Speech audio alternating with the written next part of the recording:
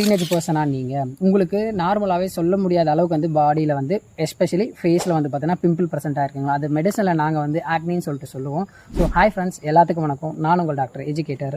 ஆக்னியை பற்றி சொல்ல வந்திருக்கேன், தெளிவாக கேளுங்க. இது ஃபஸ்ட்டு இதுக்கான மெக்கானிசம் பற்றி சொல்கிறேன். அதுக்கப்புறம் உங்களுக்கு நார்மலாகவே வந்து ப்ரெசென்ட் ஆகுமா இல்லை அப்நார்மலாக இருக்கான்றது தெரிஞ்சுக்குங்க. ஏன்னா டீனேஜஸ்க்கு வந்து பார்த்தீங்கன்னா காமனாக நார்மலாகவே பிம்பிள் வந்து ப்ரெசென்ட் ஆகிருக்கும். ஏன்னா அவங்க ஏஜ் அட்டன் பண்ணும்போது போத் மேல் அண்ட் ஃபீமேல் ரெண்டு பேருமே ஏஜ் அட்டன் பண்ணுவாங்க.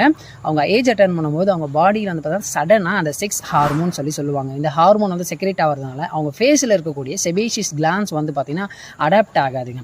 அடாப்ட் ஆகாத போது என்ன ஆகுனா ஓவராக ஆயில் செக்ரேட் பண்ண ஆரம்பிக்கும். ஓவர் ஆயில் செக்ரேட் பண்ணும்போது வந்து பார்த்தீங்கன்னா ஒரு லேயர் மாதிரி ஃபார்ம் ஆகிடுங்க. அந்த லேயர் ஃபார்ம் ஆனதுக்கப்புறம் எகெயின் மறுபடியும் வந்து ஒரு ஆயிலை வந்து செக்ரேட் பண்ண முடியாததுனாலே ப்ளஸ் அந்த இடத்துல வந்து ஒரு ஆர்கனிசம் ஒரு பாக்டீரியா அந்த மாதிரி வந்து உட்காரதுனாலையும் உங்களோட இம்யூன் ரியாக்ஷன் வந்து ஒரு இன்ஃப்ளமேஷனை நடத்துங்க.